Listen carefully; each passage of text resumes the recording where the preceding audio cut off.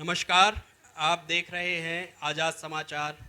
हम अभी दमोह शहर के कस्बे, एक शहर जो अभी चर्चाओं में है क्योंकि यहाँ की एक बच्ची ने पूरे प्रदेश में 12th बोर्ड में रैंक टॉप किया है। उनका नाम है नेहा उपाध्याय। ब्रजेश उपाध्याय जी एक खुद एक टीचर हैं, उनकी बेटी हैं। हम उनसे जानेंगे कि क्या इस जर्नी को पूरा करने में उनने क्या कैसे तैयारी की और क्या चुनौतियां रहीं और आगे किन विषयों पे आगे वो क्या करियर ऑप्ट करने वाली हैं।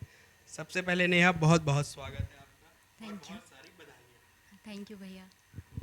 नेहा, किस आपने जब आप पढ़ाई करती थी तो कैसे आपने पढ़ाई की जो आप एकदम से इतने 400 कितने 486 मार्क्स हैं आउट ऑफ 500, कैसे ये मार्क्स आए? एकदम से तो नहीं कहेंगे क्योंकि प्लानिंग तो फर्स्ट इम्पॉर्टेंट है, वो पहले से भी थी। क्योंकि मेरा 10th में भी रैंक था, तो जो मेरा रूटीन पहले था वही अभी भी है। थोड़ा सा बदला क्योंकि 10th में मैं कोचिंग नहीं करती थी, केवल मेरे फादर ही मैथ्स थे तो वो पढ़ाते थे। और 12th में आई तो फिर मैंने क्लासेस ली, फिजिक्स और केमिस्ट्री की, तो उस वजह से थोड़ा सा टाइम मेरा क्लासेस में चला जाता था। तो मैंने फिर प्लानिंग अपना बनाया कि कैसे मैं अपने टाइम को मैनेज करूँगी। तो मेरा जो मॉर्निंग टाइम होता था उसमें 1 घंटा तो मेरा मैथ्स क्लास के लिए रहता था, और शाम को भी मेरी 1 घंटे मैथ्स क्लास ही होती थी। और शाम को 1 घंटे केमिस्ट्री क्लास और 1 घंटे फ़िज़िक्स क्लास हुआ करती थी, जिसमें एसी सर मुझे फ़िज़िक्स टीचर थे मेरे, और केमिस्ट्री कमलेश सर, जिन्होंने मुझे बहुत अच्छी केमिस्ट्री पढ़ाई रियली, कि केमिस्ट्री के लिए ही is the best one teacher of दमू। और मैथ्स के लिए मेरे फादर ने ही मुझे हमेशा पढ़ाया है। Evenly from 10th 11th 12th मैंने पापा से ही पढ़ा, तो सब्जेक्ट्स में मुझे कभी प्रॉब्लम नहीं हुई। और जो डे का टाइम होता था, क्योंकि कोरोना पीरियड में स्कूल तो लगा नहीं, तो ऑनलाइन क्लासेस चलती थी तो वो भी अटेंड कर लिया करती थी। बट फिर भी क्योंकि हमारे यहाँ मोबाइल में भी प्रॉब्लम हुआ करती थी, तो भाई को भी क्लासेस अटेंड करनी होती थी, तो मैं ऑनलाइन क्लासेस भी कम ही अटेंड किया करती थी। तो इससे जो सेल्फ स्टडी के लिए टाइम है वो मैंने ज़्यादा दिया, और डे टाइम में भी मैं रिवीजन करती थी। मतलब मोस्ट ऑफ दी जो चीज़ें रही आपने क्योंकि कोविड का टाइम रहा, क्लासेस उस समय उतनी रेगुलर नहीं हो पाई। और जब आप 11th में रही होंगी तो तब भी आप कोविड से आपने जो बेस जो बोलते हैं कि 11th 12th के लिए एक बेस का काम करता है, क्योंकि हम 10th के बाद आते हैं तो नए नए सब्जेक्ट्स होते हैं, एकदम शिफ्ट होता है। तो सबसे दर्शकों को एक चीज़ बताना चाहता हूँ कि नेहा के पिताजी खुद एक मैथ्स टीचर हैं और एक्सीलेंट मैथ्स टीचर हैं। ये भी बता दूँ, मैं सरस्वती में पढ़ाते हैं और मुझे भी उन्होंने पढ़ाया है, मैथ्स पढ़ाई है। और ब्रजेश सर, सबसे पहले आपको बधाइयाँ। और आप क्या कहना चाहेंगे बेटी की इस सफलता पर? ये जो मेरी बेटी ने ये सफलता प्राप्त की है, हालांकि उसका 10th में भी 3rd रैंक था, और अभी उसने 12th में 6th रैंक आया उसका एमपी में। ये सब ईश्वर का आशीर्वाद है, पूर्वजों का आशीर्वाद है, और उसका भी परिश्रम है, उसने काफ़ी परिश्रम किया। उसकी माता का भी बहुत योगदान है इसमें, और मैं चाहता हूँ कि आगे जाके और कुछ अच्छा करे। और मेरी हार्दिक इच्छा है कि वो यूपीएससी की तैयारी करे और आईएएस अफसर बने और भारत का नाम रोशन करे, देश की सेवा करे। और बहुत बहुत बधाई सब लोगों को, और आपको भी, न्यूज़ चैनल को भी मैं बहुत बहुत बधाई देता हूँ। तो नेहा, पिताजी का सपना है कि आप यूपीएससी हैं, आपका क्या सपना है?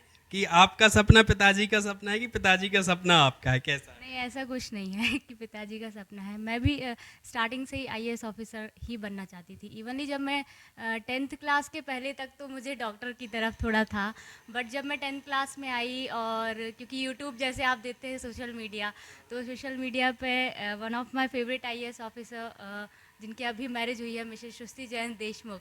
सृष्टि जैन को आप जानती हैं? सृष्टि देशमुख महाराष्ट्र की हैं, वो अभी गाडरवारा में वो एसडीएम। जी, तो मैं उनके थॉट से बहुत ज़्यादा प्रभावित हुई, और फिर तब से मैंने फिर आईएएस ऑफिसर बनने का सोचा। सृष्टि जी के पास भी आपकी हम बात पहुंचाएंगे, हम उनसे मिलेंगे क्योंकि करियर काउंसलिंग को लेके हम लोग बहुत एक जल्दी कार्यक्रम करने वाले हैं। वो मैरिज से होंगे तो आपकी भी हम उनसे बात करें। नेहा की माता जी हमारे साथ हैं। कहते हैं कि बच्चों में सबसे जब वो पढ़ते हैं उनके जो पीछे जो शक्ति काम करती है वो मातृशक्ति काम करती है, और हम उनसे बात करेंगे।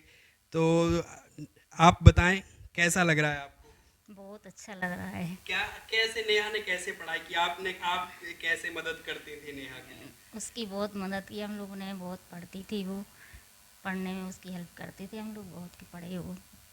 नेहा एक बात होती है, जैसे आप 4 मेंबर हैं, सदस्य है ना फैमिली में, मम्मी काम कर रही हैं, आप पढ़ाई कर रहे हैं। आजकल बच्चों में एक चीज़ आती है कि घर के काम, पढ़ाई और ये सब चीज़ें कैसे मैनेज होता है? मम्मी कोई हेल्प करती थी आप? ऐसे हेल्प तो नहीं कर पाती थी, कभी कभी हो पाता था ऐसे, लेकिन उसमें मेरी मम्मा का बहुत सपोर्ट रहा, क्योंकि वो कभी भी, जैसे अभी भी उनको 2 इयर्स हो गए, अभी वो मामा जी के यहाँ नहीं गई हैं तो मतलब मम्मा पापा का भी सपोर्ट था जब तक, क्योंकि वो बाहर जाएंगे तो फिर हम लोगों को भी जाना पड़ता था साथ में, तो वो लोग भी उतना सेक्रीफाइस कर रहे हैं कि हाँ अगर बच्चे पढ़ रहे हैं तो हम भी नहीं जाते थे। और काम को लेकर कभी ऐसा नहीं रहा मेरे घर में कभी, क्योंकि और अब आती है बात सबसे लिटिल चैम्प की। टेंशन क्या है कि जब आपके घर में कोई टॉप कर जाए तो हम पे प्रेशर खुद ज़्यादा आ जाता है। उस सिचुएशन से गुजर रहे हैं छोटे उपाध्याय जी। नाम पूछते, नाम बताइए। अनुराग उपाध्याय। अनुराग जी, बहन टॉप कर गई, कौन सी क्लास में हो? 10th। 10th, इस साल 10th है, 9th पास करके आए हो। तो फिर अब 10th है, अब तुम्हारे पास भी एक बेंच मार्क बन गया कि अरे यार अब बहन 10th में भी 3rd रैंक आई थी, अब 12th में 6। प्रेशर है?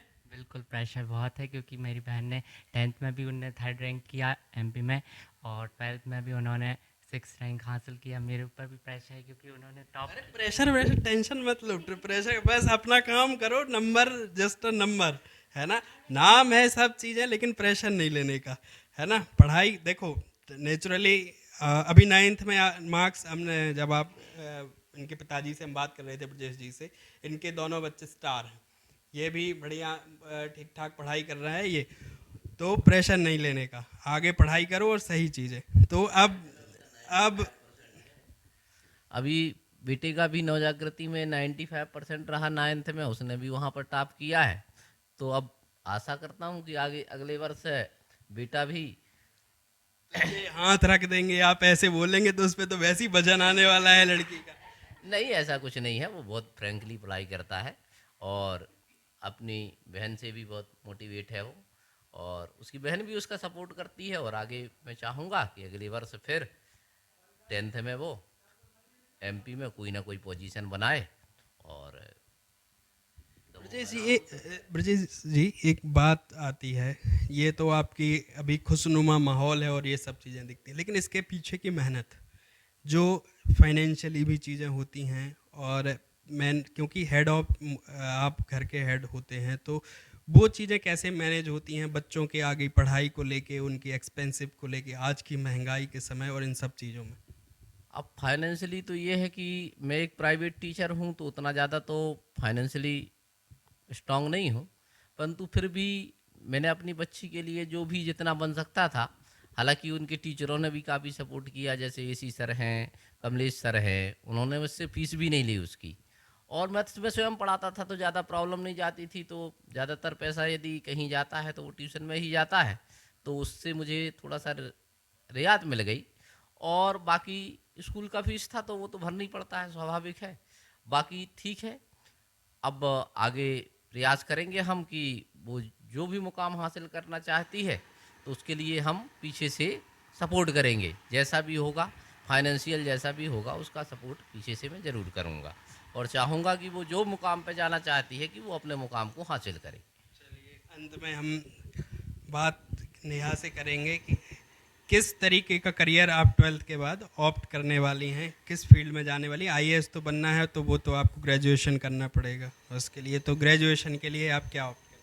मैं ग्रेजुएशन के लिए अभी तो मैं बीई करना चाहूँगी, अभी जेई के लिए प्रिपेयर कर रही हूँ 2020 के लिए, सेकंड अटैम्प्ट के लिए, तो मैं जेई क्रैक करके बीई करना चाहूँगी सबसे। मतलब आप भी उस रेस का हिस्सा होना चाहती हैं, बीई, एमबीए, आईआईएम, आईआईटी और फिर आईएएस? नहीं, मैं पहले से ही करना चाहती थी, उसके साइड भी मेरा इंटरेस्ट था। ये थी पूरे परिवार नेहा जी, जिनने अभी मध्य प्रदेश में रैंक हासिल की है 6वीं 12th में, और मैथमेटिक्स इनका सब्जेक्ट था। और हम यहाँ पे अपनी बातचीत ख़त्म करते हैं। देखते रहें आज़ाद समाचार। धन्यवाद।